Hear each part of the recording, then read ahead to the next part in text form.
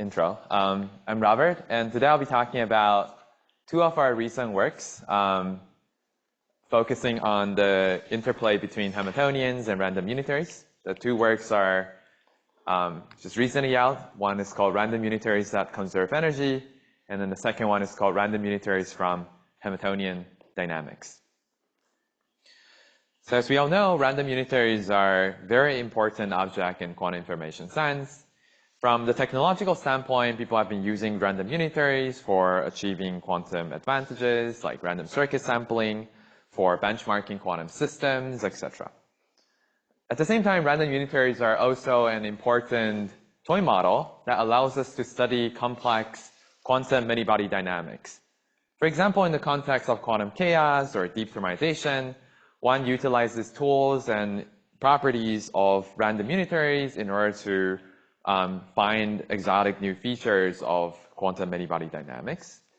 In the context of, for example, quantum neural networks, the properties of Haar random unitaries has also been central to establishing this landscape, or often known as barren plateau landscape, for quantum neural network training. And at the same time, in black hole physics, in quantum gravity, people have also been thinking of black hole or black hole dynamics as random unitaries and trying to utilize properties of random unitary to understand various paradox or various features of quantum black hole. For example, in the famous Zecchino-Susskind conjecture, they state that black holes are the fastest scramblers in nature with a scrambling time of log n. And here, when people try to formalize scrambling, we usually use the notion that this dynamics, this unitary that's generated, is in some way indistinguishable from a truly random unitary. So in this context, in the study of random unitary, a very important mathematical concept is called Haar random unitary. This is a generic unitary that is sampled uniformly at random from the entire group of all possible unitaries over, let's say, n qubits. And many properties of this is well known. It creates very high entanglement. It generates exponential amount of complexity. This is really a highly complicated object. And furthermore, there have been various very nice mathematical tools that have been developed for understanding Haar random unitaries, such as the Weingarten calculus, that allows us to calculate various moments of Haar random unitary, and using those moment calculations to help us better understand the feature of generic random unitary. However, while Haar random unitaries provide a very powerful tool for modeling physical dynamics, like, for example, some of the recent work by Netta and Netta from MIT has utilizes properties of, or utilizes this conjecture that, say, black hole dynamics forms a pseudo-random unitary, meaning that it's indistinguishable from Haar random unitary, to obtain interesting implications about cosmic censorship. So while Haar random unitary offer very powerful tools for modeling complex physical dynamics, there is a very important aspect of Haar random unitary that is not very ideal in this kind of direction, which is, for example, if we have some physical system, there is typically some energy associated with it. And if we put in some state that has certain distribution over the energies, and now we apply a Haar random unitary to it, then suddenly the output state will always concentrate sharply at the infinite temperature kind of energy, which is trace of h over 2 to the n. That is the energy associated with the infinite temperature state, the maximum mixed state. So as we can see, Haar random unitary, even though it's nice to think about and has nice mathematical properties that allows us to do theoretical analysis, it failed at obeying some of the very basic constraints imposed by systems governed by Hamiltonians. And one of it is that it doesn't conserve energy. If we put in some state with certain energy, it would just completely change it and just concentrate its energy to the infinite temperature one. So one of the key questions that I would like to talk about in this talk is essentially motivated by this aspect of Haar random unitary, that it doesn't really obey Hamiltonian constraint. So the main question we will be looking at is, can we efficiently generate random unitaries such that, for example, it's indistinguishable from the truly random one while obeying Hamiltonian constraint? So that's going to be kind of the overarching question of my talk. And the talk will be roughly separated into two parts. First, I'll talk about the case when we assume that the underlying Hamiltonian is fixed and it's known. And then the second part, we'll talk about when the underlying Hamiltonian is, say, not fully known and maybe it's random, etc. So it will be roughly separated into these two parts. But let me begin with the first part, where we assume that the underlying Hamiltonian of the system is known. So in this setup, we would like to understand random unitaries for a known Hamiltonian. That is, we have some system, and the system is associated with this Hamiltonian H, and this H Hamiltonian is fixed and it's known. So for example, this H could be some 1D local Hamiltonian, so nearest neighbor interaction in a 1D line. It could also be in 2D or some other dimension. And one of the first observations that one can make about this setup is the following, which is, suppose I have some arbitrary random unitary ensemble that conserve energy, meaning that in that ensemble, all of the unitary commutes with H, so it conserves H. And this H is a known local Hamiltonian. Then one could show that for any such random unitary ensemble, no matter how complicated, how crazy it looks, one can always efficiently distinguish it from our random unitary by utilizing this knowledge of energy. So this is it's relatively simple to prove this observation. Basically, there always exists this efficient distinguisher using energy. And it only consists of a few very simple steps. The first is that given a local Hamiltonian, there's this well-known result in quantum information theory that given a local Hamiltonian, we can always optimize some product state such that when we optimize the product state, the energy of the optimized product state will be sufficiently far away from the kind of the average energy, the energy of the infinite temperature state, trace of H over 2 to the n. So it's very easy to find that. The idea is you just start from some random product state and you do one step of gradient descent. And then you can use basic probabilistic tool in order to show that that would give rise to a product state that have energy sufficiently different from the infinite temperature state. So finding this initial state is classically very easy with the knowledge of the local Hamiltonian H. And hence what we can do is we just take that state and then plug it into the random unitary. If it's the hard random unitary, then it would just move that state into the infinite temperature energy, so trace of H over 2 to the n. Whereas if it's a random unitary ensemble that conserves the energy, that conserves H, then the energy should remain unchanged. So just by classically finding that product state, putting it into this random unitary, and checking the energy, one can efficiently distinguish between any random unitary ensemble from hard random. So this is a very simple observation. And an immediate implication is that it's unreasonable to ask, under the case when H is known, it's unreasonable to ask whether some energy-conserving random unitary ensemble is indistinguishable from hard random, because it's always not. It's very easy to distinguish it. So because of this basic observation, one has to talk about, when we talk about random unitaries that conserve H, that have energy conservation, we must always focus on a different ensemble. Instead of considering hard random unitary, we should consider hard random unitary that conserve energy. So here's the basic definition. An energy-conserving hard random unitary is a random unitary ensemble, or it's an ensemble of random unitary that is sampled from the hard measure over the subgroup of all unitary, such that U and H commutes. So basically, hard random unitary is essentially a uniform distribution over all possible unitary. But now instead, we'll just focus on all possible unitary that conserve the energy H, and then talk about the hard measure. Basically, one can show that this is well defined, and there's a way that there always exists this hard measure, which is a uniform measure, and hence we can talk about this kind of energy-conserving Haar random unitary ensemble.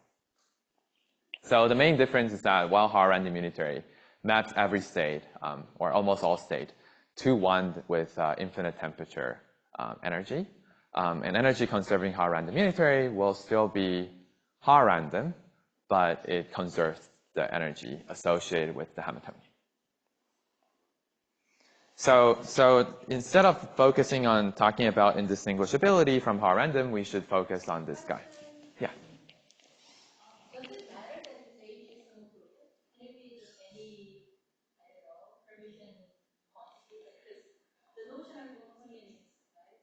Yeah, that's like a good question. So yes, I think one could generalize all this. Like maybe in addition to energy, there's also certain symmetry that's conserved in the system, then one should put all of that in and then talk about this. So one could definitely consider that as well. Okay. Your Hamiltonian has a lot of conserved lines. What do you mean? Because you need a lot of immediate commutative space. Oh, you mean like, oops. Are you asking about this figure? Oh, no. Are you asking about this figure shown here? Yes. So H is conserved. So this is just a definition. It's just defining what is this space of unitary that we focus on, and the space is all the unitary U that commutes with H. There's only a single conserved quantity here. So only H is conserved. But one could also define a notion, like what Uno is suggesting, to have multiple conserved quantities. Okay. So U is the variable. U is the space. And yeah, there are many U's that conserve. H has no degenerate values, this is just U1 to the n. You mean if H has no degeneracy, then this will just be, yes, it will just be a bunch of complex spaces. That is true. That is indeed true. U can be very non-local. Yes. Yes, because it could be, yeah, it's diagonal in the energy eigenbasis, but it could still be highly non-local. If you evolve it for a very long time, then it could be. So one first thing to note is that even though there is now this energy constraint, this subgroup of the unitary group is still extremely large. So similar to Haar random unitary, an energy conserving Haar random unitary would still be exponentially complex. So if you just randomly sample one from this compact subgroup uniformly, then when you try to write it down in terms of a quantum circuit, it will still be exponentially complex. There are many ways to prove it. One thing to see is that essentially there's exponentially many random number that you need to sample in order to create this random unitary. So inherently the randomness in it is exponentially large, and hence one can also use that to show that the gate complexity, the circuit complexity are still all exponentially high. So it still matches this kind of notion with Haar random. And because it's exponentially complex, we don't expect them, just like in Haar random unitary, we don't expect these things to naturally occur in the physical world. What we would more consider is, but in the physical world, something like the following could appear. Like let's say in just a recap of previous results, like in Haar random unitaries, or focusing on no energy conservation, standard Haar random unitaries, one can define this notion called pseudo-random unitary, which is an efficient quantum circuit or some efficient random unitary that is easy to generate in the real world, that is indistinguishable from an from an Haar random unitary. So for PRU, pseudo-random unitary, just drop all these words about energy conservation, but now for energy conserving ones, you put it back in. So one could hope that something like this could exist, that maybe when people talk about black holes, first black holes must also have some Hamiltonian that govern it, so it has to be energy conserving maybe. Then if it's energy conserving, it shouldn't be a Haar random unitary because that's exponentially complex, so our physical world shouldn't be able to support that under extended Church-Turing thesis. And hence, one would expect that maybe what we see in the physical world should be these energy-conserving pseudo-random unitary. But the formal definition is just this. It's some efficient quantum circuit that is indistinguishable from an energy-conserving Haar-random unitary. So while the above is exponentially complex, this one, say, is much more efficient. Maybe there's some polynomial-sized quantum circuit for creating it, yet it's indistinguishable from it. So usually there are multiple notions of indistinguishability in the random unitary literature. One thing that people often look at is called designs, and that means up to some moments, k design means up to k moment, it's indistinguishable. And there are also notions called pseudo-random unitary, and that usually means it's indistinguishable by any observer that runs in polynomial time. So any observer that is efficient would not be able to distinguish them. So that's the notion of energy-conserving pseudo-random unitary.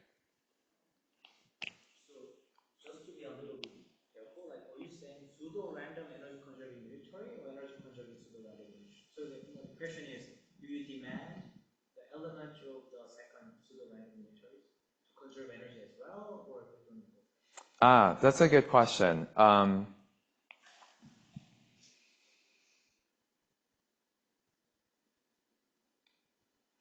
As defined this way, they don't need to, strictly, as long as it's indistinguishable. But I think energy is a very easy thing to test in general.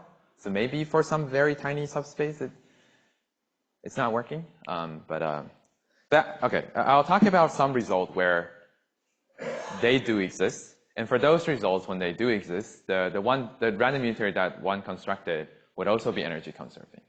So we've already got a lot of questions. I think we can have occasional clarifying questions during the talk. And if you have extensive questions, let's just leave it at the end of the talk.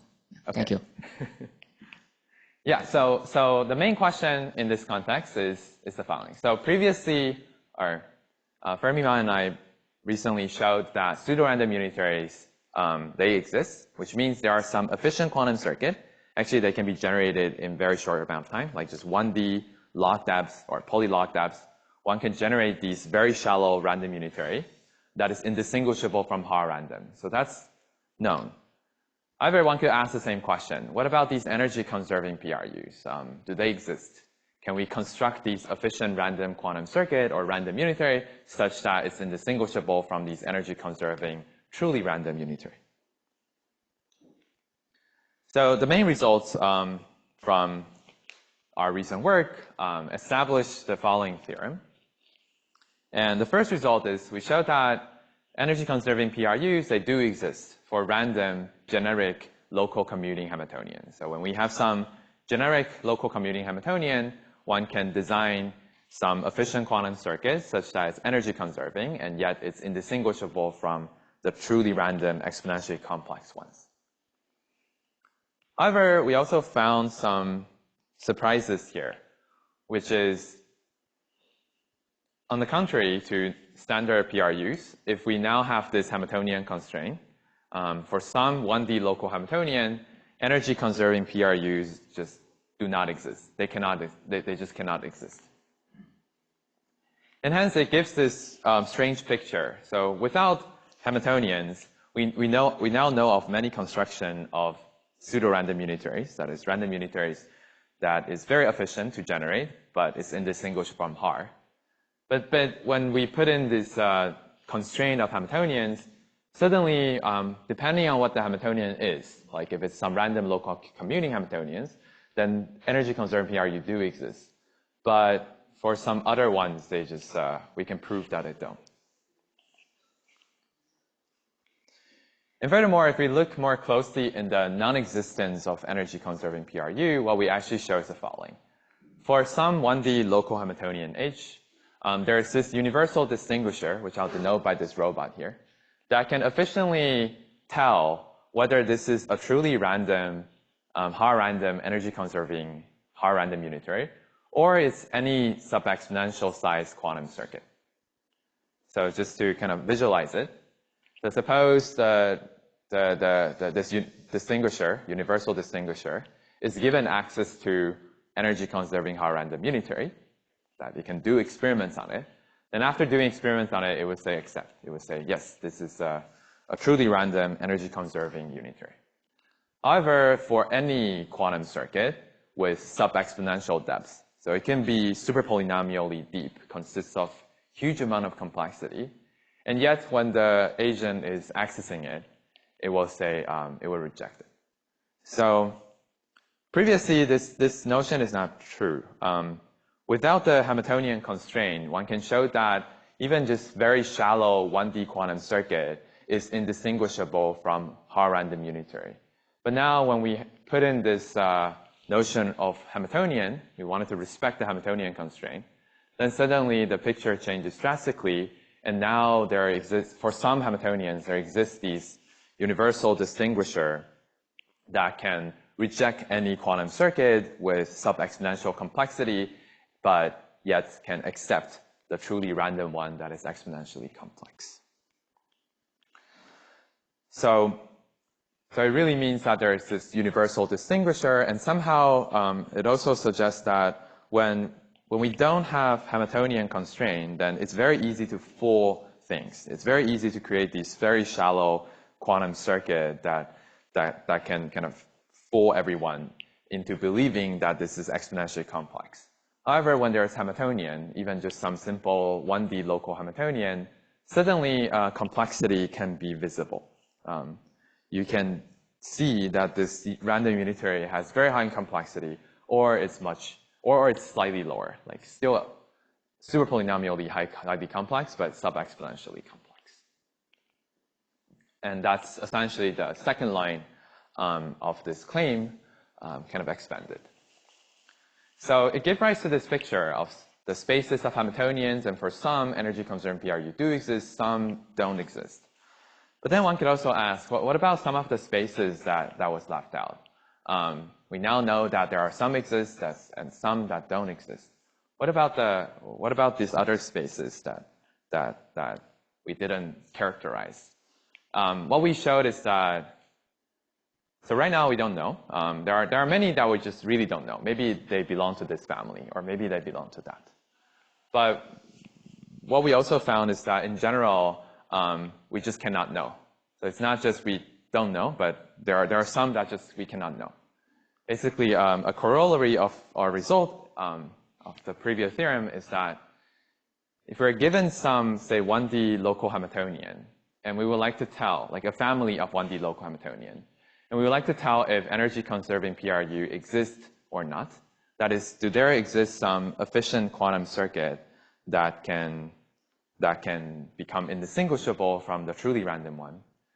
We were able to show that this problem is in general undecidable. So there cannot write down any algorithm that can solve this question.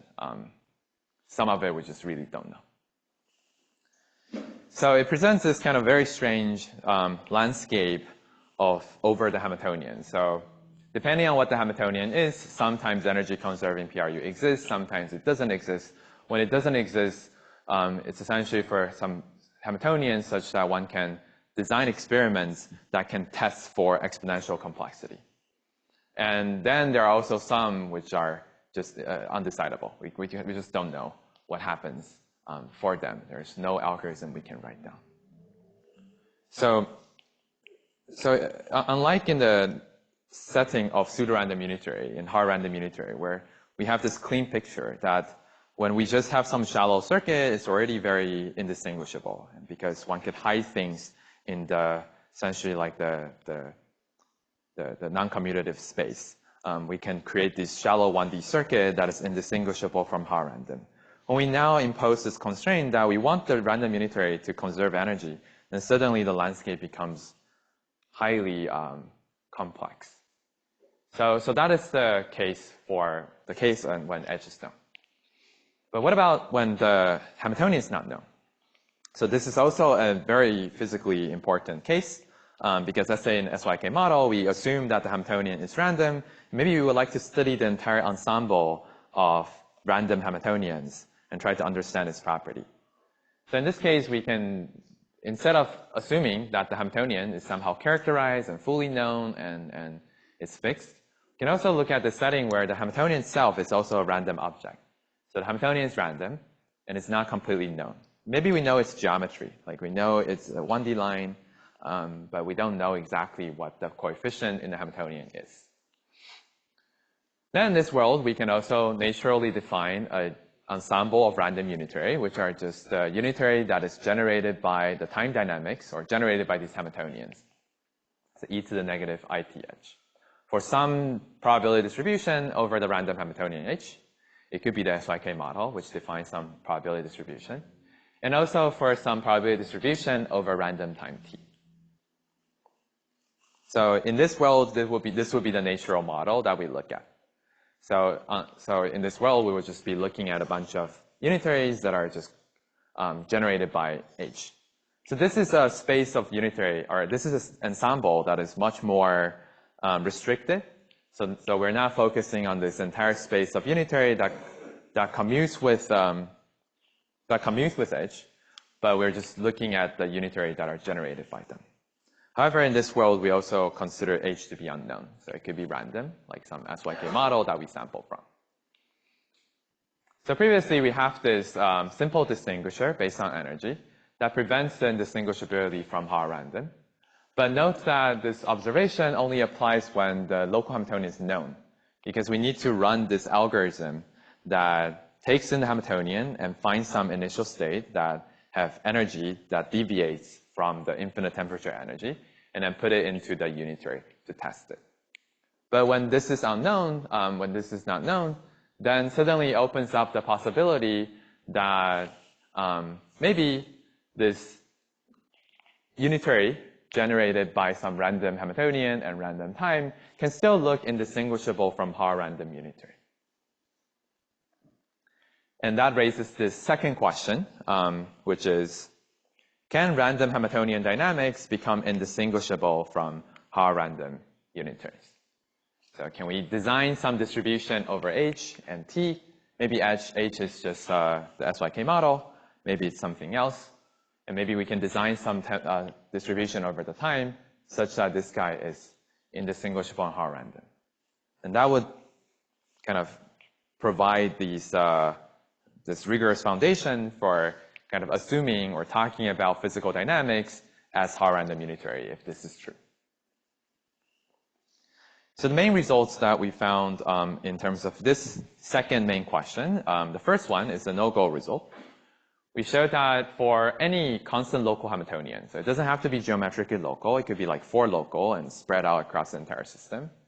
As long as it's constant local, we can show that for any probability distribution over any constant local Hamiltonian and any random time, these unitaries generated by the Hamiltonian just cannot form pseudo-random unitary, and they cannot even form an approximate 2 design. Basically, there is a very simple way, simple experiments one can design based on kind of measuring some collision, such that you just access this random unitary twice. You access it twice, and suddenly the output will allow you to efficiently distinguish it from Haar random unitary.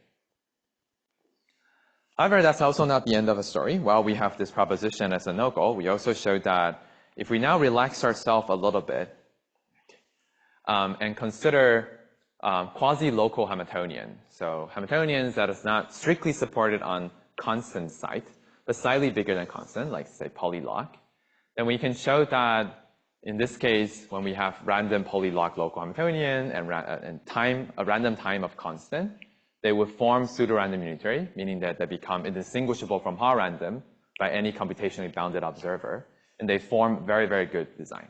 So they form a polynomial design with a pseudo-polynomially small error. So to conclude, we investigated this question: can we efficiently generate random unitaries while obeying Hamiltonian constraint? And in the context of having a known Hamiltonian, we showed that these efficient random unitary ensembles that conserve h may or may not exist. And in general, it's undecidable. We cannot even tell. In the context when h is unknown, by slightly relaxing the locality condition by considering quasi-local Hamiltonian, then we prove that the unitary generated by the random Hamiltonian, a random Hamiltonian dynamics, they will form PRU and become a very, very high design. So together, all of the result sets, in the context of normal random unitary, everything is simple. We know that pseudo-random unitary exists, we can generate them efficiently, but now when we put in Hamiltonian constraint, like either energy conservation or the constraints that the unitary must be generated by the Hamiltonian, then suddenly it becomes much more complicated. Like the additional structure plays a big role, and now the landscape looks very fragmented and looks very complex. And yeah, that's it for my talk. Thank you.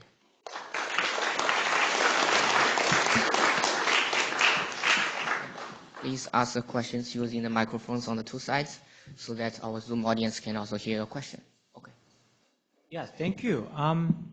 Suppose we impose some extra constraint about energy eigenvalues of Hamiltonian, such that time evolution under the Hamiltonian to strictly infinite time recovers your energy conserving unitary. Under that which means like non-resonance, like all like case order non-resonance conditions. Under that assumption, does your results essentially prove like a growth of complexity of Hamiltonian dynamics? Oh, you mean like the detectability of complexity? Which result were you thinking of? No, because you have a you have a universal distinguisher for any sub-polynomial depths. You can distinguish them. But if you evolve for a very infinitely long time, now it's genuinely you, because that's real assuming. That's right. So does it really imply that time evolution for a very long time, infinitely long time, genuinely make it non-distinguishable? Therefore, complexity should be very high?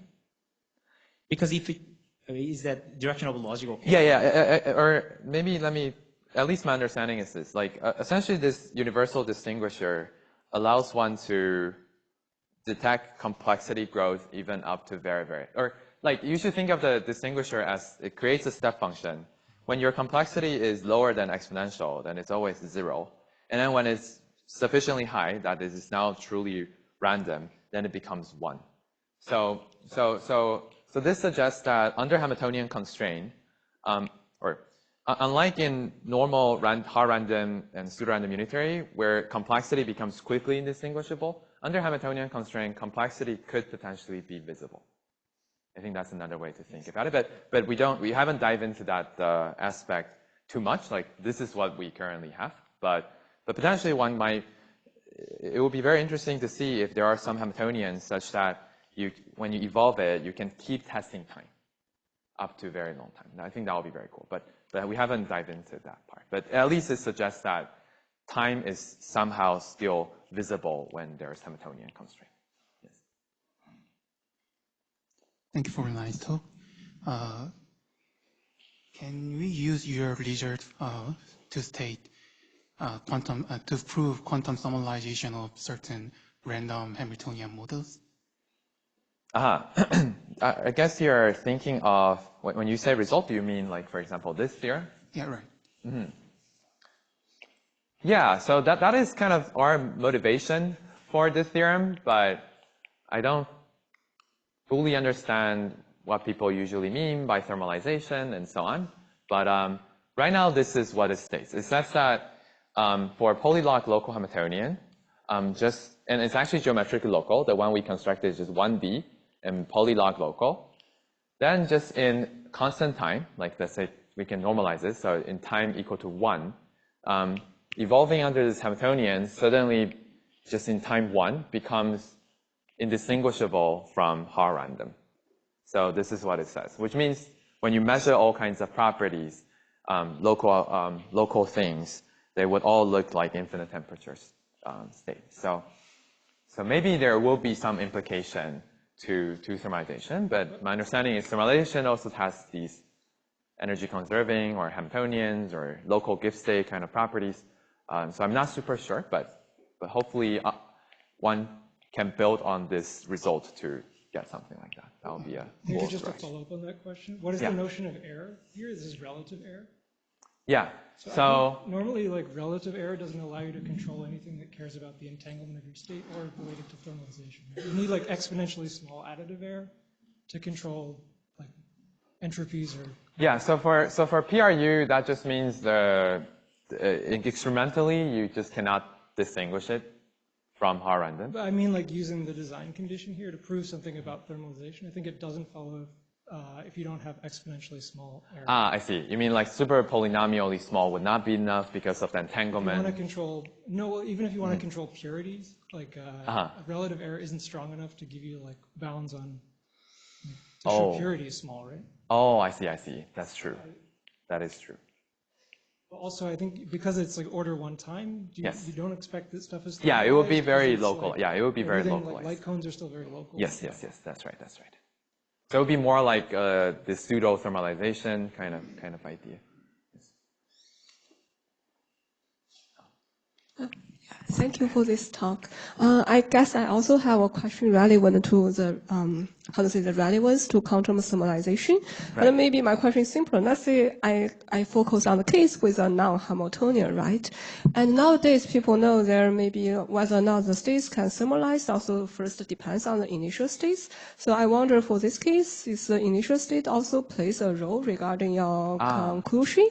Secondly, it seems like even for non-Hamiltonian, it seems broad area is even still undecidable. Does that mean for many cases we even cannot tell states is thermalized or not? Yeah, let me first start with the first question. So, so the notion of pseudo-random unitary is independent of states. So you should really think of it as this is a unitary axis. There's a closely related concept called pseudo-random state, and that is talking about that is what, or in that case, one would consider putting in a specific state and then looking at the output state after evolving it and see if that becomes indistinguishable from Haar random. And pseudo-random unitary means no matter what state you put in, because of the definition, all the output states should be indistinguishable from Haar random state. So I guess for the first question, it would be no matter what state you put in to this evolution, the output state will be indistinguishable from Haar.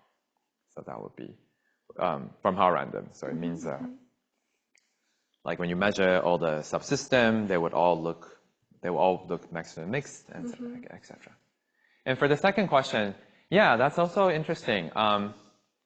So one would probably have to first settle on a specific definition or a very formal definition for thermalization, but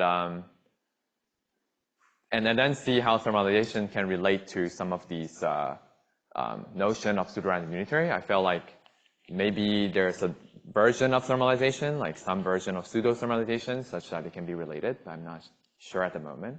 But yes, it's quite it's very surprising to us when we first realized that this is the landscape look like this and it's undecidable. So it could have potential implication to maybe many other things being indistinguishable or being undecidable. Thanks. Collaborating with Charles' question.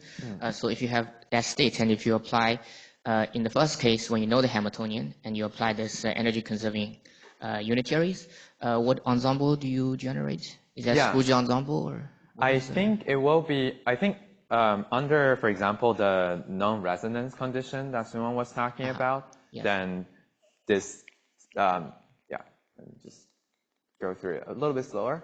But this first compact subgroup, or this Haar measure, there will be the same notion as in the exclusion ensemble, I think. So if you put in a specific state, assume no resonance, like a strong form of no resonance condition on the energy eigenvalue, then this output state from this energy conserving Haar random unitary will be the exclusion ensemble. Yes. Thank you for the exciting talk. So in your theorem here, you consider point logarithmic locality and constant time. I wondered if there's anything to be gained or any possible trade-off between locality and time in the construction of this use. If you consider longer time, would be able so for example, in the first proposition holds when the time can be infinitely long.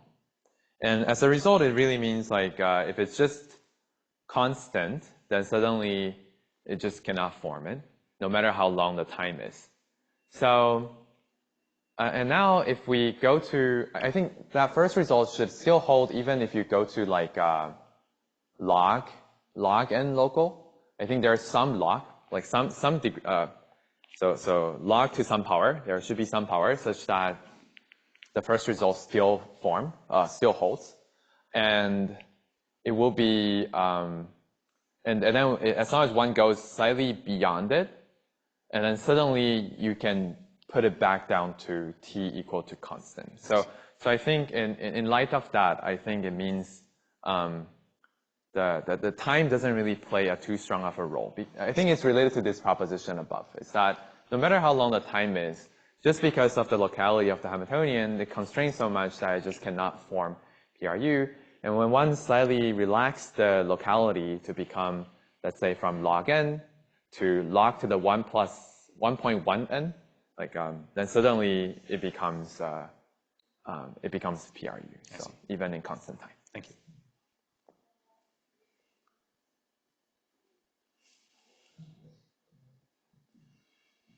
So this is, yeah, if you imagine like a one parameter family of like ensembles of Hamiltonians in time, do you think then this no-go theorem is still true? Like, I imagine distributions of local Hamiltonians where I, like, it's, yeah, I guess you're like saying tune if I... some very, very specific time, and then I can imagine getting PRUs, like if this sort of happens with GUE, which is not local. You can tune to like these very specific zeros of the Bessel function, and then like the distribution just becomes a lot more random. Actually, yeah. So maybe let me say a few words about the construction we have here. Well, yeah, I was asking about the first no-go theorem. And the first one. That holds for like, with high probability over the choice of time, or like any fixed time as well. Yeah, so this is any distribution over time, which includes a deterministic time. So one could choose some distribution over h, and then a very specific time as well, and that would still not hold. So this is, yeah, this should cover. You can get at least like weak designs, like maybe it's just like a weaker norm, but I think if you tune to specific times for like realistic and chaotic local Hamiltonians, you get like weak designs at like sort of particular. You mean weak design means like maybe the approximation error is... I mean like additive error or something. Large. Yeah, so the proposition more specifically, I think the proof is, so here more specifically, it will be to design up to certain error, and then additive error, like epsilon additive error, and that epsilon depends on the locality of h. So as the locality increases, then suddenly that error starts to go down exponentially. So yeah, so that's the picture. So and then no matter how one tune, yeah, and that statement is independent of t. So that's the first proposition.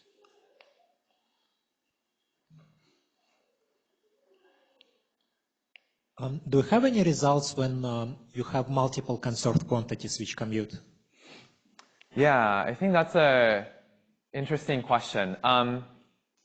Not in these two works that I talked about, but we had this other paper with Tommy and Dom and Norman Yao on hardness of classifying phases of matter.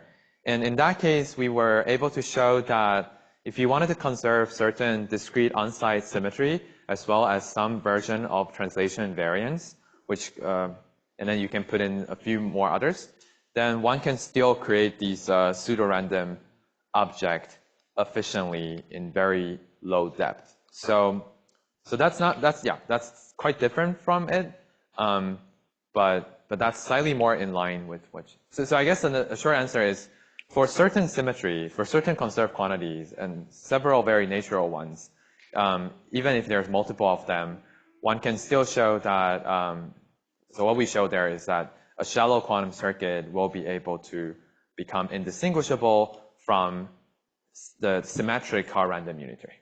So that is what we do know. But I presume that some of these results should generalize also to that case. Thank you. So maybe you can ask the last question, short question, while Monica is setting up. Okay. Yeah, sounds good. Thanks for that very nice talk.